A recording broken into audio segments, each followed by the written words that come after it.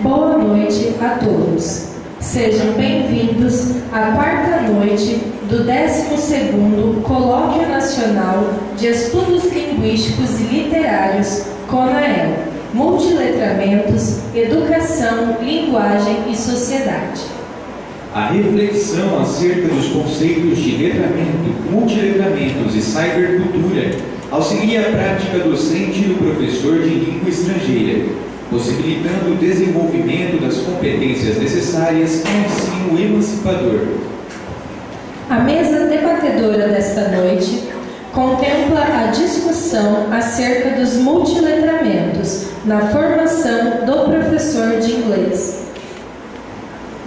Convidamos a professora mestra Helenice Joviano Roque Faria para mediar a mesa Formação de Professores de Línguas e os Multiletramentos, com a participação das professoras convidadas, professora doutora Ana Marisa Benedetti, professora doutoranda Holandina Della Justina e professora doutoranda Juliana Freitag Schweikart.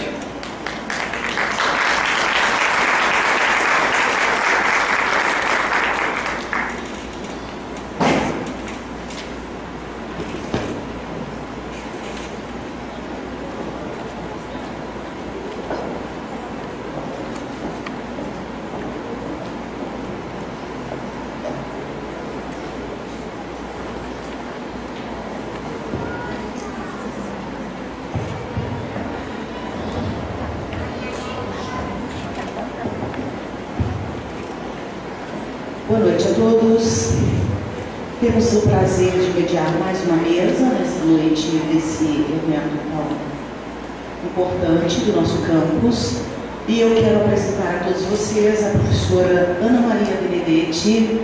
Ela possui graduação em licenciatura em Letras, Português e Espanhol, pela Pontifícia Universidade Católica do Rio Grande do Sul, doutorado em Filologia Espanhola 1 pela Universidade Complutense de Madrid, e pós-doutorado em Ensino e Aprendizagem de Português e Espanhol como línguas adicionais na Estocolmo University. Atualmente é professora assistente doutora da Universidade Estadual Paulista Júlio de Mesquita Filho, campus de São José do Rio Preto, e é líder do grupo de pesquisas TEL, Tecnologias nos Estudos da Linguagem, vinculado ao Departamento de Letras Modernas.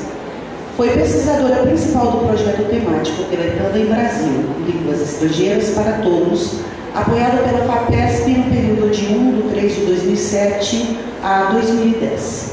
Tem experiência na área de linguística aplicada, com ênfase em ensino de língua espanhola como língua estrangeira, atuando principalmente nos seguintes temas: análise e tratamento de erros, interlíngua, interculturalidade, estratégias de aprendizagem de comunicação, crenças, ensino para fins específicos, ensino à distância e novas tecnologias para o ensino de língua estrangeira.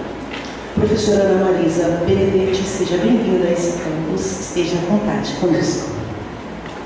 Também apresento a professora Holandina Della Justina, possui licenciatura plena em Letras pela Fundação Faculdade Municipal de Educação, Ciências e Letras de Paranavaí, especialização em língua inglesa pela PUC de Minas, e mestrado em Estudos de Linguagem pela Universidade Federal de Mato Grosso. Atualmente é professora titular da Universidade do Estado de Mato Grosso, campus Universitário de Sinop, e cursa doutorado no programa de pós-graduação em Estudos Linguísticos da Unesp e BILSE de São José do Rio Preto. Área de Linguística Aplicada, linha de pesquisa, ensino e aprendizagem de línguas, reflexões sobre questões relacionadas ao ensino e a formação de professores de língua. Tem experiência na área de letras, com ênfase em língua inglesa, atuando principalmente nos seguintes temas: língua inglesa, ensino-aprendizagem de língua estrangeira, formação de professores, crenças e estrangeirismos. Professora Holandina, mais que bem-vinda no nosso meio, você já conhece a nossa casa.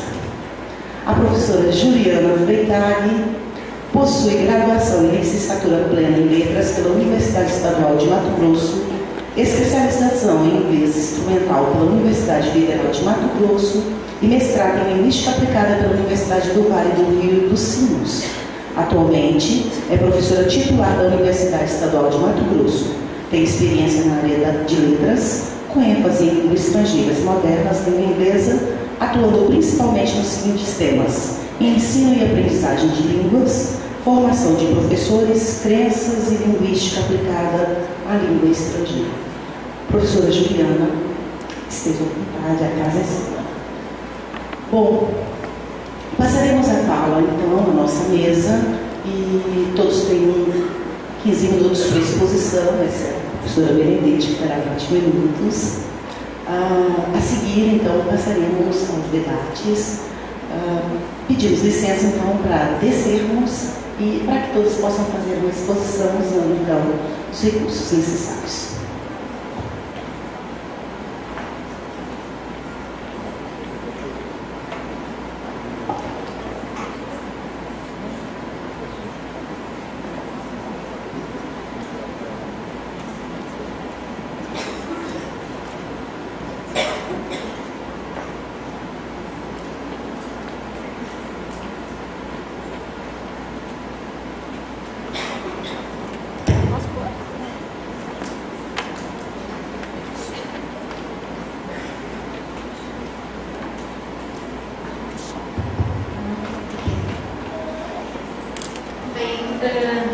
Boa noite a todos. Primeiramente, eu preciso agradecer o convite dos organizadores do CONAEL e também eu preciso dizer que é para mim uma grande satisfação estar aqui hoje à noite e compartilhar uma mesa com duas orientandas minhas de doutorado. E também eu gostaria de destacar que é a minha primeira vez em Sinop, e Sinop passou a ser significativo na minha vida a partir de 2005, quando eu aceitei orientar uma professora daqui de Sinop, a Leandra, que com toda certeza foi uma das minhas melhores orientandas de doutorado. Na verdade, eu tive pouco trabalho de orientação, porque ela se auto-orientava constantemente.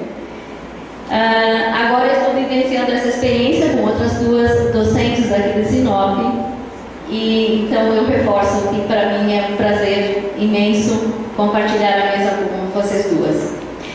Bom, o que eu trouxe aqui para conversar com vocês hoje à noite são algumas ideias que eu fui recolhendo através de leituras, e eu vou trazer aqui para refletirmos juntos sobre três construtos teóricos: letramento, multiletramentos e cibercultura.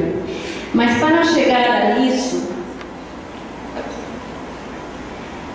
eu vou começar com uma pergunta que para a maioria de vocês vai parecer óbvia, mas essa pergunta ela não é tão óbvia conforme alguns estudos apontam. Castella, em seu estudo, ela encontrou que a maior parte dos docentes, dos professores de língua estrangeira, usavam letramento e alfabetização como sinônimos. Então, eu vou, através de um resgate histórico das transformações que aconteceram em alguns artefatos mediadores de aprendizagem, eu pretendo mostrar um pouco essa diferenciação entre o que se entende por letramento e por multiletramentos. Já houve um avanço consistente nesse conceito, e alfabetização. E eu vou fazer isso contrastando dois extremos, dois polos. Por um lado, eu vou tentar resgatar aqui, contar um pouco a história da experiência de aprendizagem dos meus pais. O meu pai, se estivesse vivo hoje, ele teria 89 anos. A minha mãe está viva, tem 82. E eles foram alfabetizados na década de 30. Então eu vou tentar resgatar isso através desses artefatos mediadores da aprendizagem, contrastando com o polo oposto, que é a contemporaneidade e os desafios que supõem hoje ensinar línguas nesse contexto. Bom, eu vou começar com esses dois artefatos muito semelhantes, mas muito diferentes. O primeiro, eu não sei se alguém aqui conhece esse primeiro artefato. Ouviu falar desse artefato? Sim, exato. É a lousa de pedra. Os dois, é interessante mas significados diferentes e permite uma infinidade de coisas muito diferentes. A lousa de pedra, meu pai, quando começou a ir na escola, ele se alfabetizou aos 7 anos. E ele nasceu em um núcleo de colonização italiana. Não havia escola quando ele nasceu. A escola surgiu quando ele tinha 7 anos e ele foi alfabetizado junto com os irmãos mais velhos. Então, na turma dele, ele tinha 7, outros tinham 14, 15, inclusive ele teve colegas de 17, 18 anos que se alfabetizaram juntos. E a primeira professora do meu pai, ela era filha de um italiano, não tinha formação de professor, mas ela foi contratada pela comunidade para iniciar o processo de formação desse grupo de jovens, porque ela era filha de um professor e acreditava-se que então ela teria uma formação diferenciada para ajudar a alfabetizar as crianças. Então meu pai usou esse artefato, e esse artefato é feito de ardósia, inclusive a caneta também é de ardósia. E a matéria era ditada pelo professor e eles, com essa caneta, com esse lápis de ardósia, na verdade, eles iam escrevendo nessa pedra e eles tinham que memorizar, porque a pedra tem esse tamanho, o tamanho de um tablet. E eles tinham que memorizar essa informação que eles iam escrevendo, porque depois eles tinham que apagar e escrever novamente mais informação. E meu pai sempre contava que o problema se dava nas tarefas que eles tinham que realizar em casa, porque a professora ditava a tarefa, meu pai copiava na lousa, na mini lousa, e colocava, não havia mochila naquela época, a mochila era um saco de estopa. Então ele enfiava a lousa no quadro de estopa e a criança não para, a criança pula, corre, etc. Quando ele chegava em casa estava tudo borrado, então ele não tinha como cumprir a tarefa. Aí ele voltava no dia seguinte e todos iam para a palmatória porque não tinham conseguido cumprir a tarefa. Então esse artefato não permitia armazenamento de informação, quer dizer, você tinha que usar bastante a memória. E hoje nós chegamos a esse artefato tablet que permite armazenar, produzir, transmitir uma infinidade de coisas. Vamos lá para mais um artefato. Já a minha mãe, que foi alfabetizada 7 anos depois, ela já viveu a experiência da cartilha, ou seja, um primeiro material didático. Então, essas cartilhas, as primeiras cartilhas, elas priorizavam o texto impresso e as poucas figuras ou imagens que apareciam, elas apareciam normalmente na capa. Hoje, os materiais didáticos são seriados e eles estão repletos de imagem que ajudam a entender o texto. Além disso, especialmente na língua estrangeira, nós temos um acompanhamento não só do texto impresso, nós temos o texto oral e nós temos o texto visual que ajuda a entender os demais textos. Da caligrafia, na época em que meu pai e minha mãe foram alfabetizados, escrever era uma arte, mas era uma arte do ponto de vista da caligrafia, ou seja, fazer uma... Quer dizer, escrever com arte era produzir uma boa caligrafia. Hoje a criança não precisa mais desse caderno de caligrafia que tem 2 linhas, uma linha gorda para as letras maiúsculas e uma linha mais pequenininha marcada por um pontilhado para as letras minúsculas. As crianças não conhecem mais isso, elas usam o teclado. Do quadro negro à lousa digital. Naquela época, o quadro negro, esse aparelho estático, que a única coisa que ele permitia era rabiscos, apagar e escrever de novo, agora ele permite a interatividade. Quer dizer, você projeta imagens, a criança, o professor modificam essas imagens. A informação, ela era guardada em papel e ia para a biblioteca. Então o texto era impresso em papel. Hoje o texto é eletrônico. A sala de aula convencional, essa foto, a primeira em preto e branco, ela representa muito bem a escola da década de 30. Essa escola das mesas de madeira, salas de aula centradas na figura do professor que comandava tudo da sua mesa, lá do lado do quadro. E hoje a sala do desejo das escolas é essa sala digitalizada, com conexão à internet, em que o indivíduo não se conecta com o coleguinha, mas se conecta com o mundo. As notícias, a transmissão da informação, ela era normalmente via papel, e o jornal, ele era, o que protagonizava no jornal era um texto impresso mesmo, poucas imagens. Então você, para saber a notícia, você tinha que ler a notícia, do início ao fim. Hoje os jornais, eles são acessados no celular, eles são acessados no celular e o texto vem apoiado por imagens e por um conjunto de outros elementos gráficos que ajudam na leitura do texto. E você acessa a notícia em qualquer lugar onde você estiver. Se você está no metrô, bom, o metrô não tem esse nome. Mas se você está no ônibus, está no carro, você está andando, você está fazendo atividade física, você está acessando a informação. Meus pais foram alfabetizados na era do rádio, década de 30. Toda a comunicação oral era rápida. O rádio representou o início da comunicação em massa. Então a informação era pelo rádio. E a família se reunia em torno do rádio para saber como estava o mundo. Hoje nós nos reunimos em torno da internet e conectamos com todas as mídias.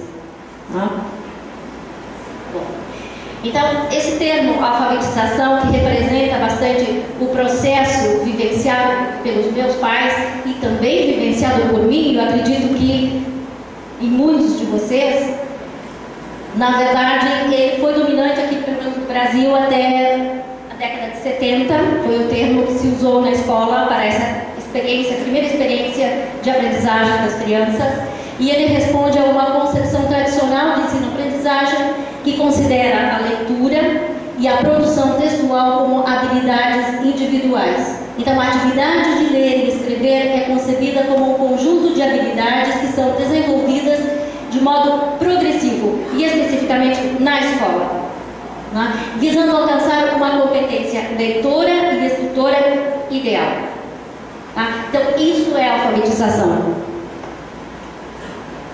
Letramento começa a ganhar força, pelo menos no Brasil, nos anos 80, muito embora os letramentos ainda não tenham chegado a todas as escolas e a todos os contextos.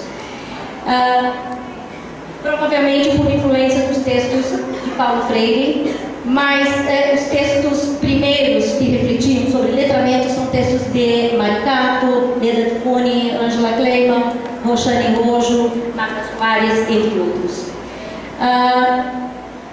Esse movimento do letramento tem como objeto de reflexão, de ensino, de aprendizagem, os aspectos sociais da língua escrita. Nesse primeiro momento, nós vamos ver que, posteriormente, esse conceito vai se transformando. Segundo Souza, seria o estado ou condição que assume aquele que aprende a ler e escrever e que supõe envolver-se nas práticas sociais de leitura e de escrita, alterando o seu estado psíquico, social, cultural, político, cognitivo, linguístico, econômico, etc. Isso é letramento. Ao concebermos o letramento como um processo sócio-histórico de aquisição e uso da linguagem, não é adequado definir aquele que não sabe ler e escrever como iletrado, uma vez que todas as transformações na sociedade afetam a todos os indivíduos de alguma maneira. Quem nasce numa sociedade letrada, de alguma maneira, desenvolve alguma habilidade letrada, seja interpretando mensagens, ou muitas vezes ele é capaz de interpretar a própria palavra sem saber ler. Entendeu? Então, essa pessoa que não desenvolveu a habilidade de ler e escrever, ela não pode ser considerada iletrada, mas não alfabetizada. Não? As autoras Assolini e Tufuni, elas defendiam nessa época, década de 90, alfabetizar letrando, que seria desenvolver as atividades de leitura e escrita, proporcionando ao aluno se colocar como autor do seu próprio discurso.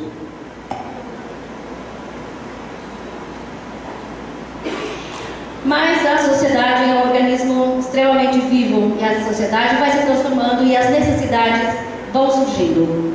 As pessoas dos grupos sociais são altamente heterogêneos e as diversas atividades interpessoais acontecem de modos muito variados. Novas mídias vão surgindo, tornando as imagens mais acessíveis e mais difundidas. E são precisamente as imagens que estabelecem o nosso lugar no mundo.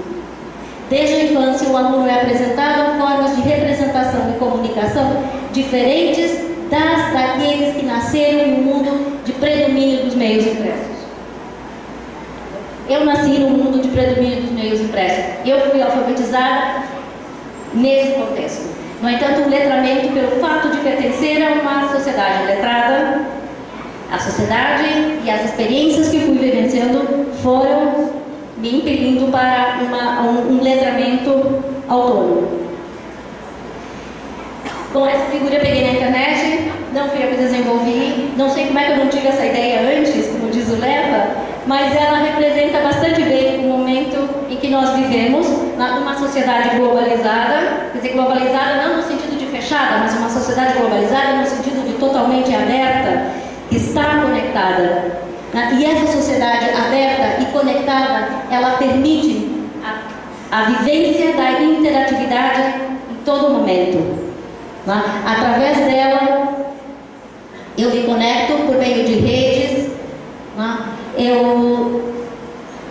eu posso construir uma inteligência coletiva através da construção do conhecimento colaborativo, e essa sociedade, ela permite a mutação da sociedade, a expansão do texto e também a construção de uma sociedade inclusiva por meio de atividades sociais.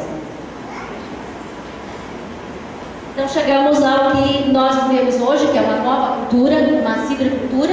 Estamos comunicando e criando um mundo novo para satisfazer as necessidades que temos de estar em contato sempre com o outro. Uma forma nova de cultura na qual o uso das novas tecnologias forma parte do nosso cotidiano.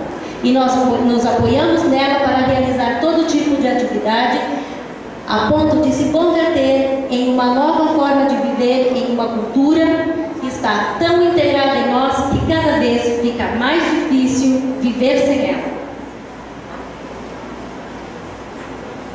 No momento atual, vivemos um multiletramento. O momento atual requer da pessoa que ela seja capaz de incorporar e se apropriar das práticas de leitura e escrita, usá-las socialmente e responder adequadamente às demandas sociais de sua utilização. Os múltiplos letramentos variam no tempo e no espaço e são contestados nas relações de poder. O cidadão contemporâneo precisa tornar-se aberto à diversidade cultural, respeitar a pluralidade étnica e saber conviver online. Uma escola que pretende promover a inclusão e a diversidade não pode só letrar pela letra, mas englobar os múltiplos letramentos que envolvem uma enorme variação de mídias e se constrói de forma multissemiótica e híbrida.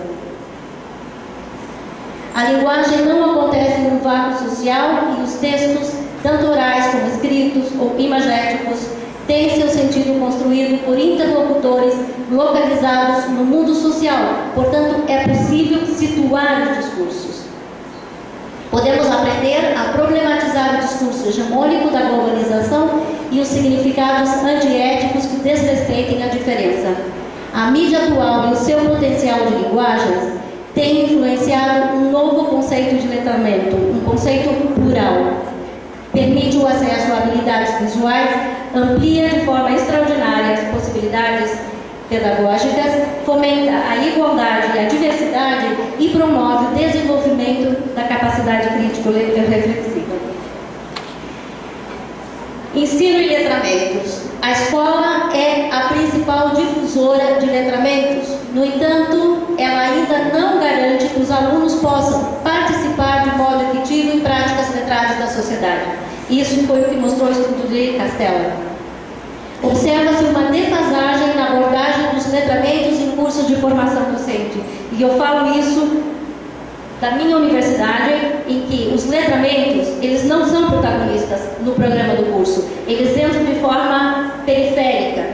Mas nós temos que torná-los protagonistas nos cursos. Há uma demanda reprimida por um ensino de línguas que parta de um posicionamento mais crítico frente à realidade identitárias. Faltam materiais de leitura, equipamentos e acesso a tecnologias que propiciem ao aluno emergir em um ambiente de letramentos múltiplos. Não basta querer letrar, você precisa criar um contexto para que o letramento aconteça. As disciplinas de línguas nem sempre promovem a constituição de identidades múltiplas. As disciplinas normalmente são bastante padronizadas e pouco flexíveis. O professor pode influir muito pouco na mudança, na transformação dessa disciplina. O uso de multiletramentos implica o envolvimento efetivo dos alunos na tomada de decisões de maneira crítica, ou seja, agir como protagonista do mundo.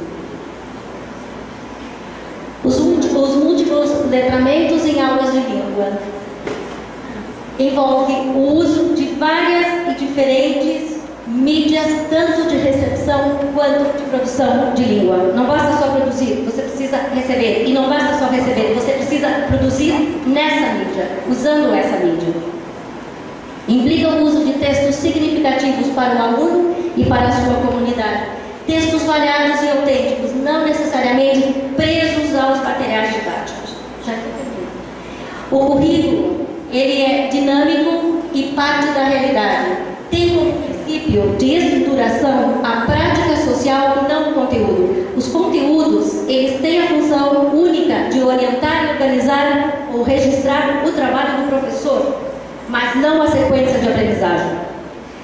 Os gêneros discursivos, que são representações, modelos que viabilizam a comunicação na prática social, são as unidades que importam nos programas de língua. As atividades serão coletivas, pequenos grupos que fomentem interação, colaboração e inclusão.